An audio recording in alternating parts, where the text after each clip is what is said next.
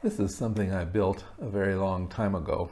It's a frequency divider, and this, what you do is you put a frequency in here, and what comes out is 1/100th of the input frequency.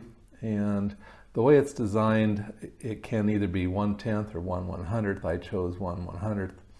And why did I build this thing? Because at the time, a lot of devices would not handle higher frequency. And when I say higher frequency, I mean anything over, say 40 megahertz. And so, yeah, I had a Radio Shack frequency counter, and it was limited to, I think it was 400K. And so what I did is I built this, and of course that would allow me to do about 40 megahertz as far as counting frequencies.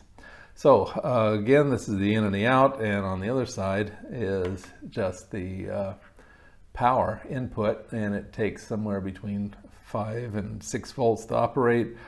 These may look familiar, these parts right here. This is off of an old HP something or another. I had somebody give me some junk HP stuff, and I took those off of there. Okay, so let's open this up and see what's going on inside.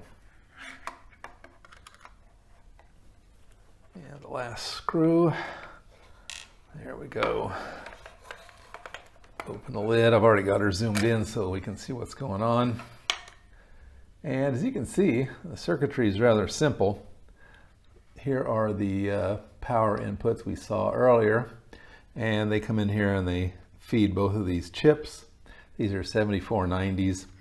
And here's the input from earlier. So this is frequency in, frequency out, and the output, of course, is 1/100th of the input. You can wire this. I mean, the first chip is set up to divide by 10. So you could just do a divide by 10 if you wanted. And in this case, it goes to the second chip, which is another divide by 10, and it creates the divide by 100 output. Some improvements, yeah, I could have put some ferrite beads on here to suppress some of the RF noise. I think most of this is actually from Radio Shack, other than the HP plugs and the wires on the HP plugs. The wiring inside is all Radio Shack. The case is Radio Shack. The chips, I think, are even Radio Shack. The plugs certainly are. And this breadboard is experimenter's board, I think they called it, is from Radio Shack. So again, I will put the circuit diagram at the back end. So yeah, because it's from looking at this, it would be impossible to see what's going on. So let me talk about the pros of doing it this way. This was cheap.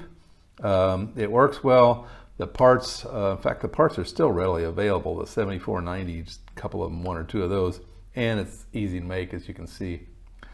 The cons of this, well, it produces a square wave output, so it's best for something like counters or digital type applications. And these chips are limited to 32 to 42 megahertz max. So yeah, whereas when I was using my cheap, very cheap Radio Shack frequency counter, which is all I could afford, I could put a, call it a 40 megahertz signal in here, and out would come a 0.4 megahertz signal, which was within the range of my Radio Shack frequency counter. So yeah, instead of buying an HP frequency counter, which there's no way I could afford, I could get the $29 Radio Shack version, use this device to drop the input frequency to a range where it was usable. Okay, well, I think that's about it for this frequency divider, and you know, still technology that's usable today. Hope you found that useful and interesting in your home DIY electronics.